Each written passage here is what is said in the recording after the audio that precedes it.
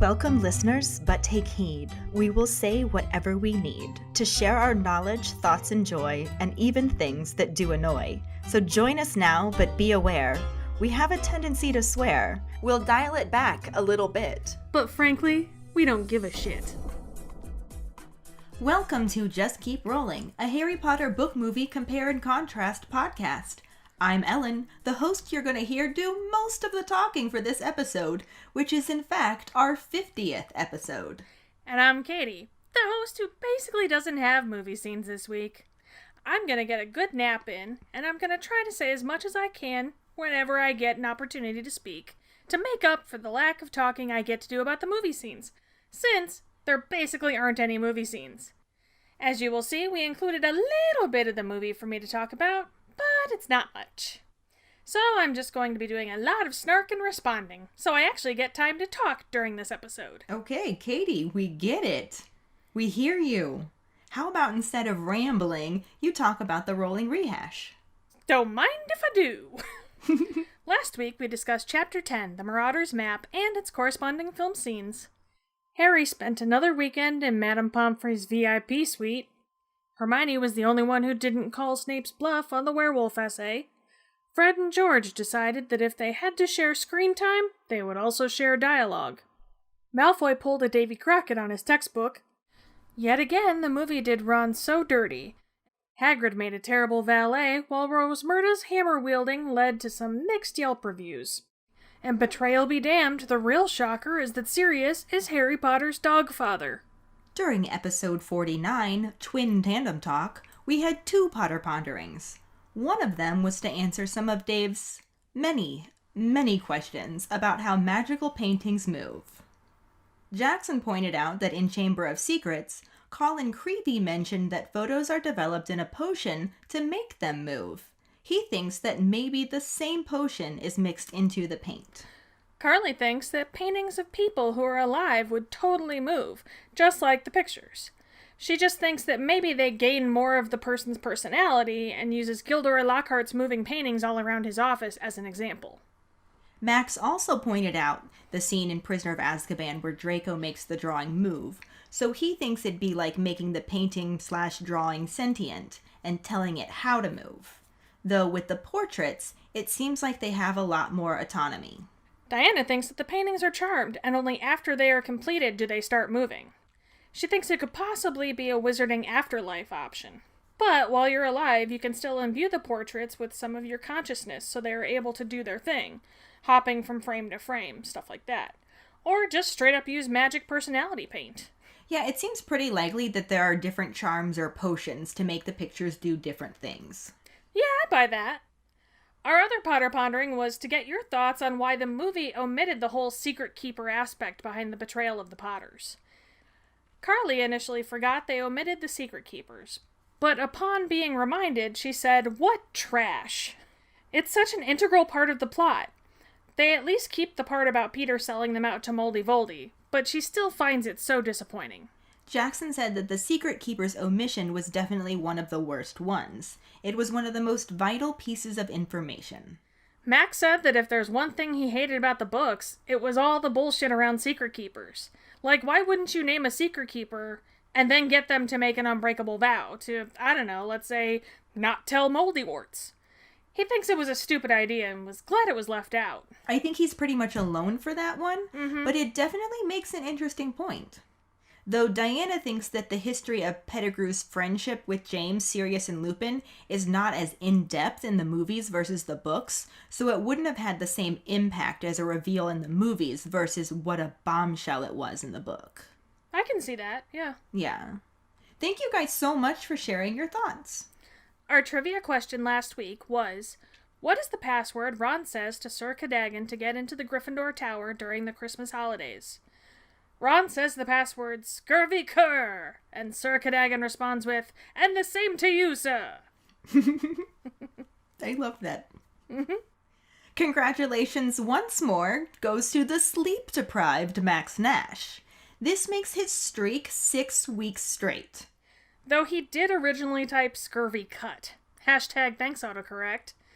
But he did catch it and correct it in time. Carly said he has the fastest keyboard in the West and must be a cowboy. Which is weird because he's the Brit.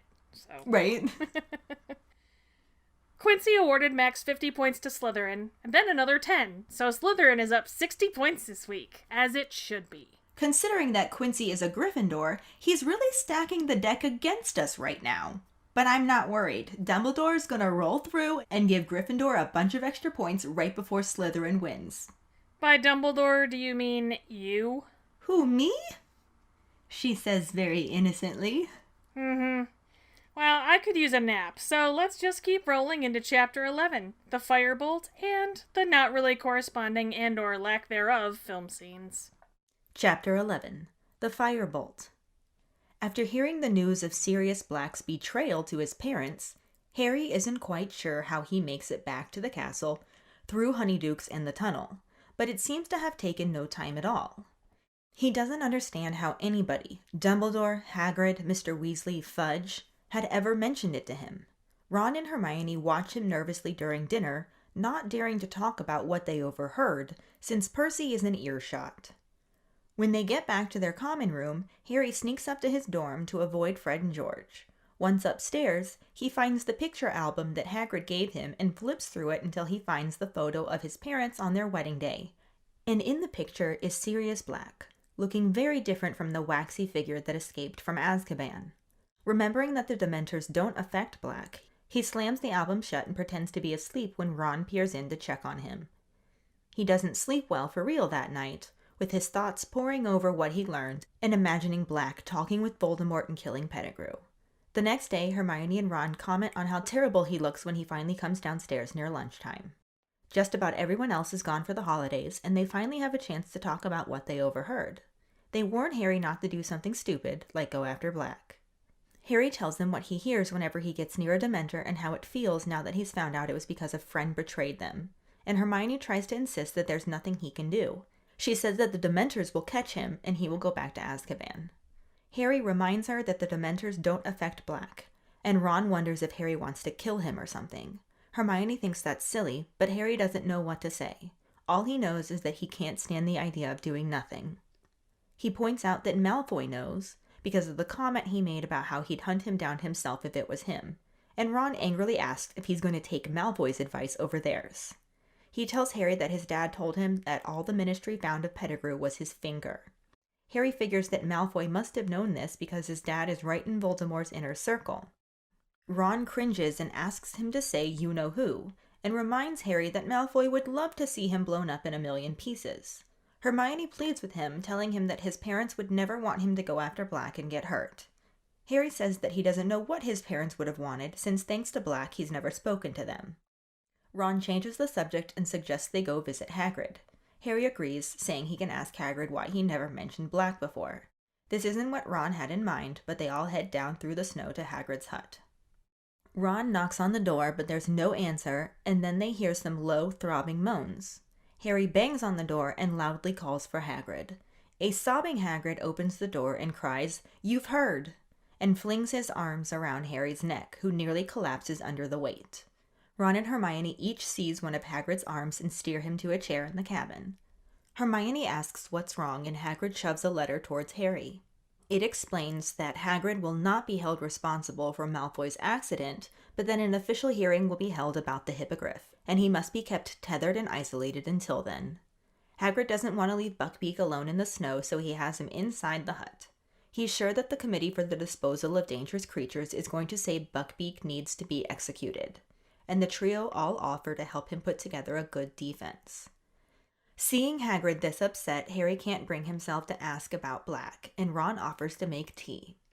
Hagrid talks about how upset he's been lately, worrying that people don't like his classes and the Dementors making him feel terrible, reminding him what it was like in Azkaban, and talking about how awful it was. Though not a pleasant visit, it did give Harry a distraction from wanting revenge on Black. The trio does research to help build a defense for Buckbeak by the fire in their common room as the rest of the castle gets ready for Christmas. On Christmas morning, Ron wakes Harry by throwing a pillow at him and yelling about presents. As Harry begins to open his presents, he notices a long, thin package on the pile and unwraps it to reveal a firebolt. There is no card, and as Harry and Ron speculate and laugh about who sent it, Hermione shows up in their dormitory carrying Crookshanks. Ron yells at her for bringing Crookshanks around Scabbers, but Hermione is distracted by the Firebolt and wonders who sent it to Harry. When she learns that they don't know, she seems worried about it and warns them that he shouldn't ride the broom just yet. Before they can talk any more about Hermione's concern, Crookshanks attacks Ron again, trying to get at Scabbers. The commotion knocks Harry's trunk over and a shrill tinny whistle fills the room. The pocket sneakoscope is loose, spinning and lighting up on the floor. Ron tells Hermione to get that cat out of there, and Harry to shut that thing up. She leaves and Harry stuffs the sneakoscope back into the socks. Harry notes that Scabbers doesn't look too well and thinks to himself that he just might be nearing the end of his life. This recent showdown between Crookshanks and Scabbers has Ron and Hermione mad at one another again, and they ignore each other all morning. Harry gives up trying to get them to talk to one another and instead inspects his Firebolt, which also seems to put Hermione in a bad mood. At lunchtime, they head down to the Great Hall and find one single table set for 12 people in the middle of the hall. Professor Dumbledore greets them with a Merry Christmas and they all sit down. Dumbledore offers a cracker to Snape, who reluctantly tugs it. A large witch's hat with a stuffed vulture on top is revealed with a loud bang. This reminds Ron and Harry of the Boggart, and they grin as Snape frowns and pushes the hat towards Dumbledore, who immediately puts it on.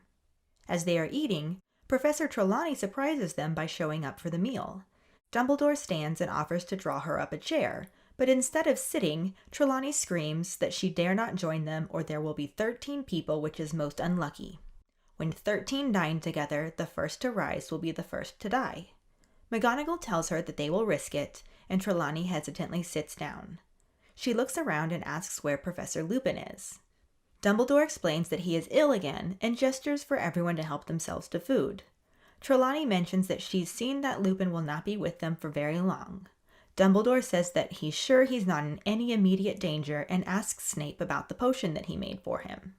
At the end of Christmas dinner, Harry and Ron get up and Trelawney again shrieks, wondering who got up first. McGonagall says that she doubts it will make much difference unless a Mad Axe man is waiting outside the doors. Everyone laughs and Harry asks Hermione if she's coming. She says she wants a quick word with McGonagall, so the boys head out without her. Reaching the portrait hole, Ron says "Scurvy cur" to Sir Cadogan, and Harry goes straight upstairs to gather his Firebolt and the broomstick servicing kit that Hermione got him for his birthday. There really isn't anything to do to service the broomstick, so he and Ron just sit admiring it until Hermione returns with Professor McGonagall. McGonagall says that Miss Granger has told her that he's been sent a broom and asks to see it. Because there was no note at all, she says she's gonna have to take it and have it stripped down and checked for jinxes. Ron and Harry are horrified and try to insist that there's nothing wrong with it, but McGonagall says that they can't know that until they've flown it, and that's out of the question until it's been checked. She leaves with the broom, and Ron turns to Hermione wanting to know why she went to McGonagall. Hermione stands her ground and explains that she thinks, and Professor McGonagall agrees with her, that the broom was sent to Harry by Sirius Black. The movie section picks up with Harry reacting to the news about Sirius Black betraying his parents and still being his godfather. He runs from the 3 broomsticks and goes past Ron and Hermione, who are sitting on a bench, waiting for Harry to come out. Hermione notices the footprints appearing in the snow and points them out to Ron as Harry just invisibly shoves his way through a group of carolers. As they fall to the snowy ground, Hermione and Ron run through them too, heading after the invisible Harry. They follow the footsteps to a clearing and see them end at a large rock. Faint crying can be heard as Hermione kneels down and reaches up to pull off Harry's invisibility cloak. Harry looks at her and she asks him what happened. He tells her that Sirius Black was their friend and he betrayed them. He screams, "He was their friend!" And the camera cuts back to a wide shot of the whole snowy scene, with Harry sitting on the rock, Hermione kneeling in front of him, and Ron standing further back. Harry continues speaking, saying that he hopes Black finds him. Hermione looks at him and the camera cuts back to Harry and slowly pushes into his face as he says, "Because when he does, I'm gonna be ready. When he does, I'm gonna kill him." So as Katie has already made abundantly clear, this chapter just doesn't exist in the movie at all. Yeah. We decided to include Harry's little freak out in the woods in this episode since a sentence or two are somewhat similar to the book. The book chapter starts out talking about how Harry doesn't have any idea how he made it back to the castle. The trip to Honeyduke's cellar and through the tunnel seemed to take no time at all. The movie doesn't show him going back at all. He runs from the three broomsticks, still invisible, past Ron and Hermione, who notice his footprints appearing in the snow as he passes. Then Harry just careens through the carolers without any concern, because, again, he's kind of a dick when he's got his cloak on. Ron and Hermione follow his footprints until they stop in a clearing. Harry appears to be... should it be disappears to be? Disappears to be, sure. Anyway, Invisible Harry is sitting on a rock crying as Hermione pulls the cloak off of him. This does not happen in the book at all, but definitely the emotion of this scene and the start of the chapter line up. Harry manages to make it back to Hogwarts, and Ron and Hermione just watch him nervously during dinner because they can't really bring up what they overheard, since Percy's sitting right next to them. After dinner, they return to their common room and Harry heads straight upstairs to avoid Fred and George. Once in his dormitory, he pulls out the photo album that Hagrid gave him and looks through the pictures of his parents. He finds one from their wedding and looks at the best man, hardly recognizing him as the man who escaped Azkaban. Well, the real reason Harry didn't recognize Black in his parents' wedding photo is because it wasn't crazy Gary Oldman. Obviously. Crazy. But looking at the pictures upsets Harry even more, knowing that the Dementors don't seem to affect Black. He slams the album shut, then pretends to be asleep when Ron checks in on him. He spends the rest of the night unable to sleep as a hatred courses through him like poison, and he imagines Black betraying his parents and killing Peter Pettigrew. By the time he actually gets up and heads down to the common room, it's nearly lunchtime and everyone else has left for the holidays. Except for Ron and Hermione, who acknowledge how awful he looks.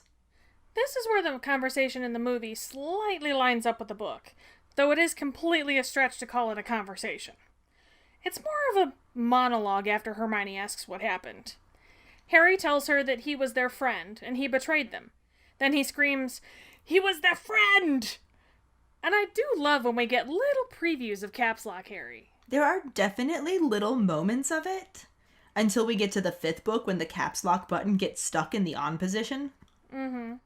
But Harry obviously doesn't have to explain to Hermione what happened in the book since they overheard the whole thing too. So it's definitely a conversation in the book. A conversation that Hermione and Ron seem to have practiced as they tell Harry not to do anything stupid. Yeah, you mustn't go doing anything stupid. Like what? Like exactly what everyone has been telling you not to do since this all fucking started. Promise me you won't go looking for Black. Right? Why would I go looking for a nutter who wants to kill me? 'Cause you got a history of doing it, bro. That's why. Because we've met you. It's your 4th greatest talent. Mm-hmm. Facts. And the other 3 only help with the 4th, so there's that. Mm-hmm. But in the movie, Harry just finishes his ranty monologue by saying that he hopes Black does find him, because he's gonna be ready. Because when he does, he's gonna kill him. And that's all for the movie scene that somewhat corresponds to the book. Night, guys. Yeah, and it doesn't get the details right at all. Harry responds to Ron and Hermione's pleas to not do anything stupid by telling them about hearing his mother screaming and pleading with Voldemort. When he mentions finding out that someone who was supposed to be their friend betrayed her, Hermione cuts him off to say that there's nothing he can do and that the Dementors will catch Black and take him to Azkaban. In the movie, Hermione just kneels there and tries to comfort him, while Ron stands in the background. Neither of them say anything. The only thing that is true to the book is Harry's anger and the fact that he wants to kill Black. But that isn't even entirely accurate either. The anger, sure. But Book Harry comments on how the Dementors don't affect Black like normal people, and Ron tensely wonders if Harry is saying that he wants to kill Black. Hermione thinks this is silly, and Harry just doesn't answer because he has no idea what he actually does want to do. He just knows that doing nothing is unbearable. Which probably is just too nuanced to show in the film, since we don't get Harry's inner monologue. It's definitely way easier to show us Harry's state of mind with the dramatic outbursts. Yeah. Harry also brings up the comment that Malfoy made about how if it was him, he'd hunt Black down himself.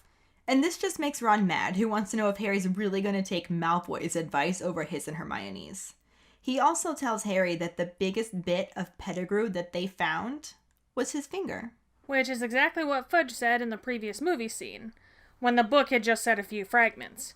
So that information was at least accurate to the book, just taken a bit out of order. I feel like we're going to start noticing a lot more of that as we go on. Mm-hmm. Harry just does that stubborn thing where he completely ignores that Ron is trying to tell him that Black is a madman, and keeps on keeping on, saying that Malfoy's dad must have told him since he was right in Voldemort's inner circle. At this point, Ron angrily tells Harry to say you-know-who. Say you-know-who, will you? Or, and I'm just spitballing here, Ron, how about you stop being such a little bitch about a name? I mean, he 100% gets that from his dad. This is also the third time this chapter that Harry has dropped a Voldemort, and it's barely started. But maybe Ron just doesn't like when people say Voldemort because he finds the silent T at the end to be pretentious as fuck. I feel personally attacked. I mean, shoe fits. Mm-hmm.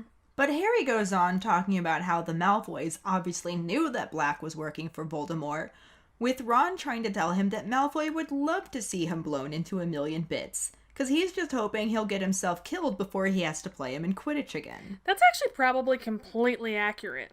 They couldn't really show this in the movie since Quidditch was all but eliminated from the film, as we will talk a bit more about later. Yeah.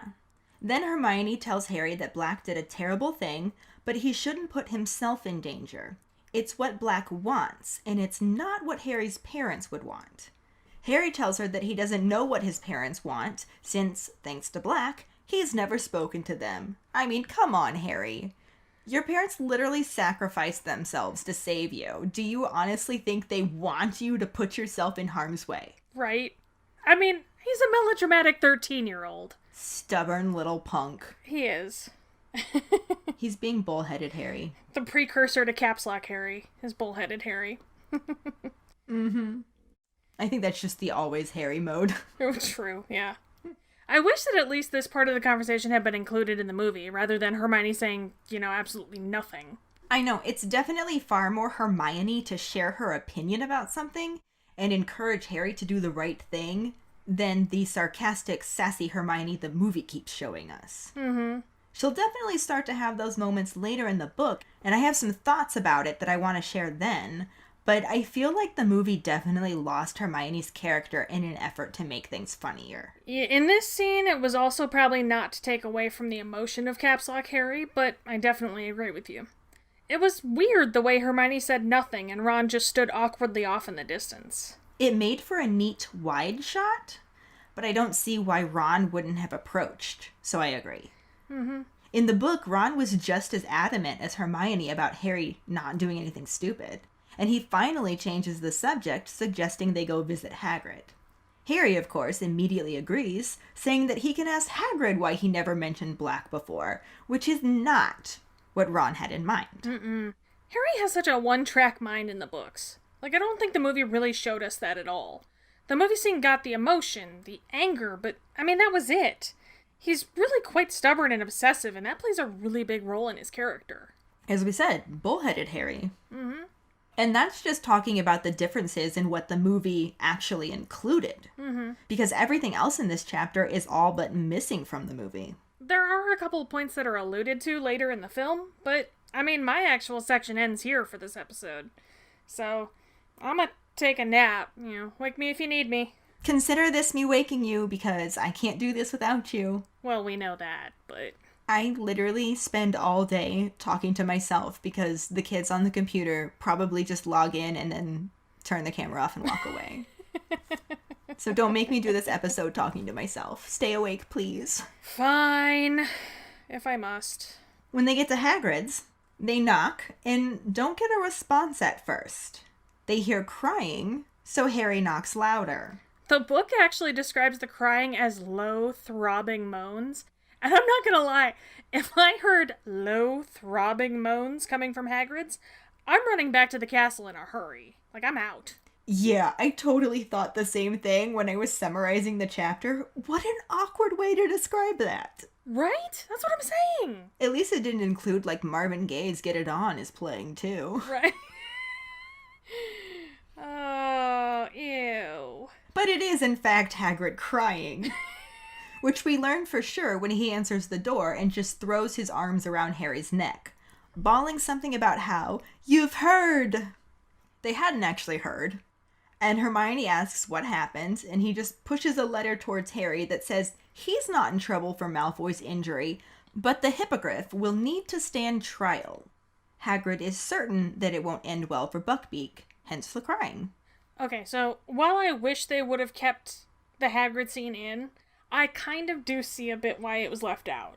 It didn't really do much to further the plot when we got the gist of everything in the later scene after the hearing with Hagrid in the big hairy suit. Yeah, we'll talk more about that when we get to that scene, but I will say that it does give all of the details that are necessary to further the plot along. Mm-hmm. It just leaves out the fact that the Golden Trio love Hagrid so much they're willing to help him research defense for Buckbeak, which in turn ends up being the distraction that Harry needs to stop constantly brooding about Black. Which are definitely nice details, but, I mean, honestly, they aren't really necessary to the main plot.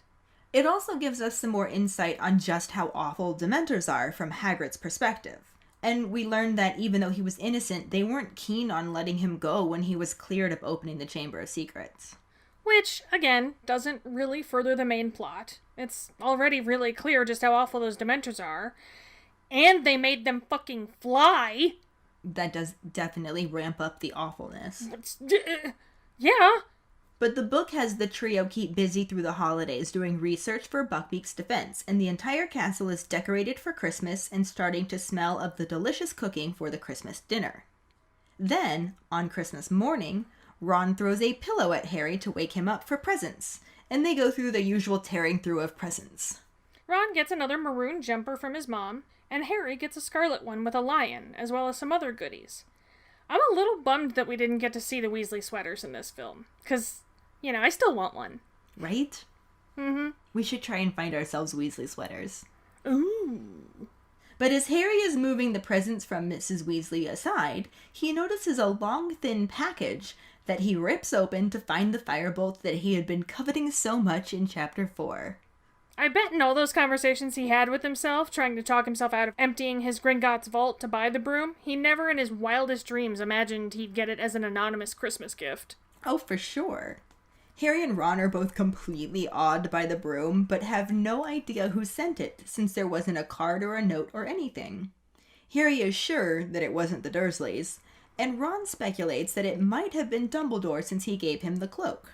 Which, as Harry points out, had belonged to his father, and didn't cost him hundreds of galleons to give it to him. And Ron thinks that's why he couldn't say it was from him, so people like Malfoy didn't say he was playing favorites. He then gloats about how jealous Malfoy will be when he sees Harry's new broom. And then he makes Harry laugh by saying that the broom could have been from Lupin. I mean, no one says that Ron was supposed to be in Ravenclaw. No, he was not. Harry points out that Lupin couldn't afford to buy the broom or he'd buy himself some new robes. And Ron just casually mentions that he was away the last time he was supposed to be ill, since he wasn't in the hospital wing while he was there serving his detention and scrubbing out all the bedpans. Obviously, this couldn't have been included in the film, since, Ron never stood up for Hermione when Snape called her an insufferable know-it-all, and therefore never got that detention. It is a very subtle clue to something weird going on with Lupin, but the movie has at least included its own version of those pretty much throughout the whole movie. Yeah, that's true. Minus the subtlety. Some of them have been subtle. Sure. As the boys are laughing about the broom, Hermione comes into their dorm carrying Crookshanks. Ron is not happy about this, but Hermione is too distracted by the firebolt to respond to his annoyance. She asks who sent it, and when she learns that they don't know, her face falls. As much as I hate to agree with Hermione, she does make a really valid point about the firebolt being suspicious. Oh, for sure. I'd say it amazes me that Ron and Harry aren't suspicious about it, but they are clearly just too excited about the international standard broom to give it much thought. Boys and their sports ball. Yep. But the attention to the broom is gone when Crookshanks attacks Scabbers yet again. Surprise, surprise. Honestly, I can't even blame Ron for being so upset with Hermione over this. Like, even if you don't believe that your cat has it out for your friend's rat, you know that he's a cat that chases rats and has previously tried chasing Scabbers. Why would you bring him into his dorm? That's Hermione's Gryffindor showing, I think. the stubbornness and the lack of thinking before acting. But the whole debacle ends up knocking over Harry's trunk and dislodging the pocket sneakoscope from Uncle Vernon's socks, where it begins to immediately spin, light up, and whistle. Had they left in the deleted scene from the Great Hall after the first Hogsmeade trip when Ron gave it to Harry, then they could have actually included this part. But instead, they decided to do nothing with the sneakoscope at all. Yeah. At this point in the book, we also get a good look at Scabbers, who was once a very fat rat, and is now quite skinny with bald patches in his fur. I really wish the movie had shown us this. Scabbers' stress level is such a great clue to this story. And the book does a pretty good job making us think that it's mostly related to being hunted by a cat that seems to have it out for him. Mm-hmm. With the addition of the sneakoscope going off more than once, there's a lot of foreshadowing surrounding his part in the story than the movie gives. Yeah, the movie never even gives us any reason to wonder about Scabbers. Beyond the fact that they included the bit where Mrs. Weasley had to run him to Ron as the train was leaving. Even Crookshanks chasing him didn't seem out of the norm for a cat and a rat. When the book definitely played that up a lot more. It really did. But then they all hang out in the common room, Ron and Hermione not speaking to one another, and Harry inspecting his new broom, which seems to annoy Hermione as much as Ron was. Then they all move to the Christmas dinner at lunchtime, where all the tables but one are moved to the side. There are only 3 other students who stayed for the holidays, plus Dumbledore, McGonagall, Snape, Sprout, Flitwick, and Filch. I feel like I would love to stay at Hogwarts over break. Like, I'd miss my family, but it would be so amazing to just feel like I had the castle practically all to myself, you know? Yeah, it's kind of crazy how few people stayed this time around. Mm-hmm. It would be so cool to have a place like Hogwarts just all to you. Right? I would love that. But this dinner scene is among my favorites of all of my favoritist scenes. Yeah. Yeah, I love it. They all sit down to dinner, and Dumbledore greets them, and then immediately offers crackers, and he makes Snape participate. I would have loved to have seen this scene.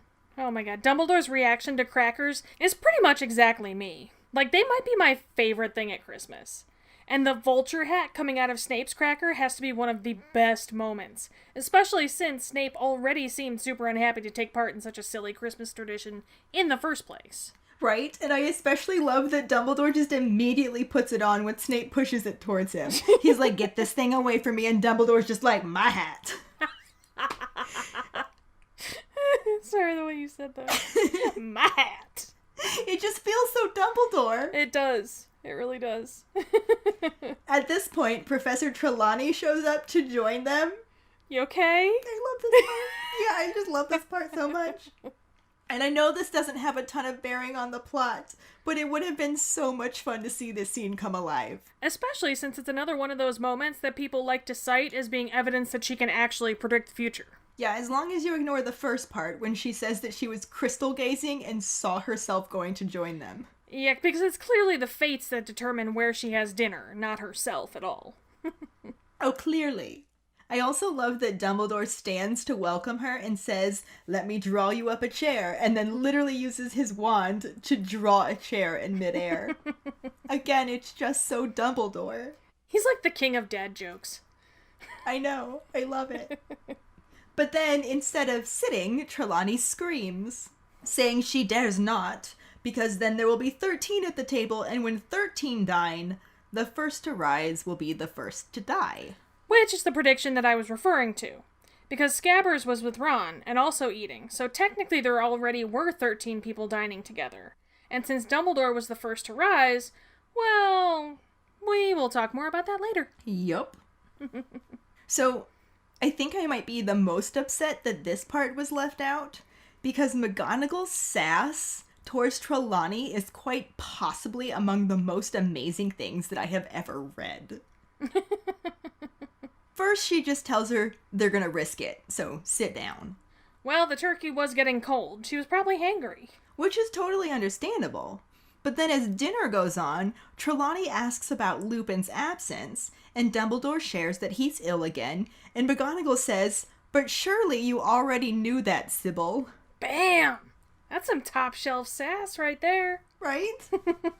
And then, Trelawney says, "Certainly I knew Minerva, but one does not parade the fact that one is all-knowing. I frequently act as though I'm not possessed of the inner eye, so as not to make others nervous."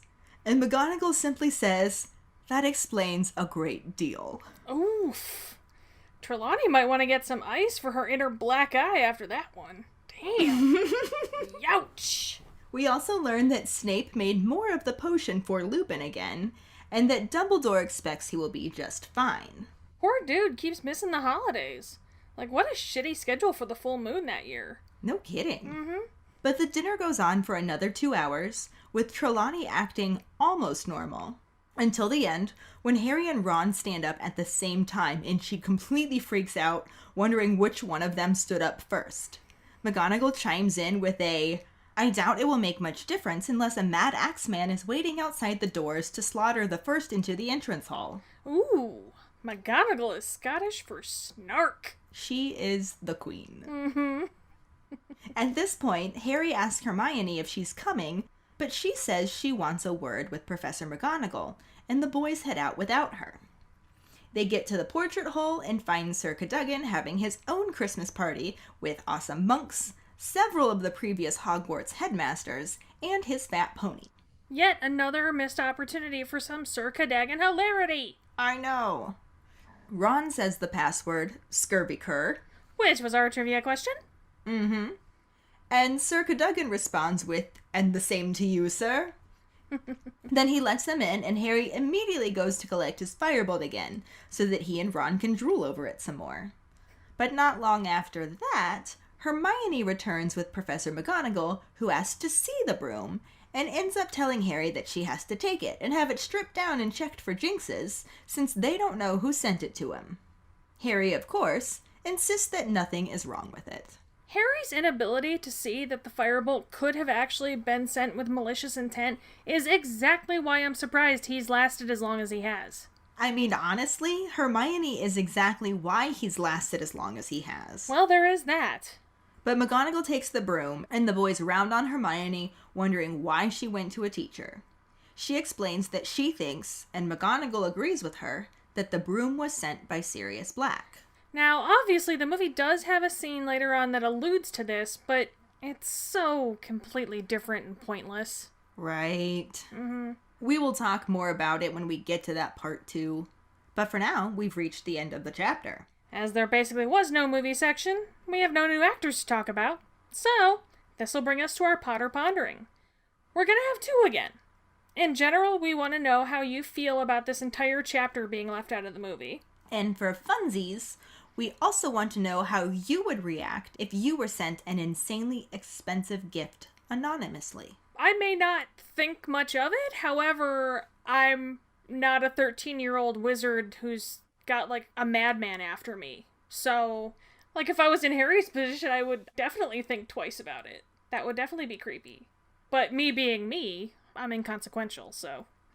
It'd still be weird to get an anonymous gift, especially a very expensive one. Yeah, but that's a pony I'm not looking into the mouth of.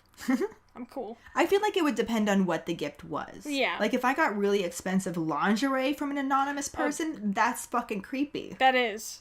That is really creepy. Especially if it's, like, exactly the right size. That's weird. Right. So I think it depends on what the gift is. True. But if it's a car, fuck yeah, I'm taking that. If it's a car, does it come with the title with my name on it? There you go. Because I don't want to be accused of stealing a car. True. But find the post on our Facebook page and share your thoughts. We look forward to reading them. This will bring us to our Sorting Hat story, which is from Angel McLean. She writes, "My wand is 10 inches, cherry wood with a phoenix feather core, slightly yielding flexibility. And my Patronus is a pine marten." Fuck is a pine marten? We'll have to look that up. We will. When I was 7, I found the first one in my school library, and reading was my favorite thing. Since I had a bad home life, I liked getting lost in books. I was overly advanced in reading, been reading since I was 4, so I decided I was going to try reading it. I struggled, but kinda understood it enough. Then when I was 10, I reread it and loved it even more. So a pine marten is in the badger weasel stoat family. Oh, look at that! They look meatier than stoats. You're like Patronus cousins with Justin and Ellen, Angel. Mm-hmm. So It's wait, pretty adorable. hang on. Were you just essentially saying that you think Hagrid should be eating pine martens instead of stoats? Is that what you were getting at there? I was merely comparing the difference between the two. Yeah, but using the phrase, they look a bit meatier than stoats. I'm sorry for your Patronus, Angel. Anyway, I love how the books have made kids want to read, even if it was slightly above their reading level. Mm-hmm. Thank you so much for sharing your story, Angel. It's so nice that you were able to use reading as an escape. A lot of our keepers have shared similar stories as well. Yeah. And if any of you other keepers out there listening would like us to read your Sorting Hat story on a future episode, you can email it to us at justkeeprolling@gmail.com. Let us know your house, wand, the wood, core, and length, how you got into Harry Potter, and anything else that you might want to share with us. You can also just find our pin post on Facebook at JKR Podcast and share it there or message it to us. And that'll bring us to this week's trivia question. In the book, when did they schedule Harry's first anti-Dementor lesson with Professor Lupin? The prize for the first one who responds with the correct answer and the code word #Expecto Patronum will get a bitch is a witch, motherfucker's a wizard, a just keep rolling, that's not how it happened in the book, that's not how it happened in the movie, or a pride sticker. Another way to get a sticker is to rate and review us. If you're an Apple person, you can do it through the Apple Podcast or iTunes app. If you don't have Apple, you can write us a recommendation on our Facebook page. Then email us at justkeeprolling@gmail.com to let us know you did, and we'll get back to you to figure out which sticker you want and where to send it. Don't forget to find us and follow us on Facebook at JKR Podcast and Twitter and Instagram at justkeeprolling. Following us on Podbean at justkeeprolling.podbean.com will get you the episode as early as possible and give you a leg up in answering the trivia question. If you would like to support us as a patron for extra perks, you can go to patreon.com/justkeeprolling. As always, any support you can give is greatly appreciated. You can check out the awesome Just Keep Rolling and Harry Potter related merch that our patrons have helped us produce so far on our website, justkeeprolling.com, as well as find the links to everything we mention at the end of our episodes to make them easier for you to find. And don't forget to subscribe to our YouTube channel. We're shooting to have the first of our cooking show episodes up at the beginning of October. It's in a slightly less than rough edit form, but it's really starting to come together. That's the important part. We also post our weekly podcast episodes, monthly blooper reels, vlogs, and other random videos. And I know we keep mentioning this tour that we were going to post. It is genuinely going to happen on Saturday, along with Ellen and I actually recording in person and in the new recording studio. And with our new microphones. Pics and video to follow. Pics or it did not happen. Yep. And join us next week when we talk about Chapter 12, the Patronus and the corresponding film scenes. Thanks for listening. We hope you hear us again. I'm Katie. I'm Ellen. Until the next time, just keep rolling.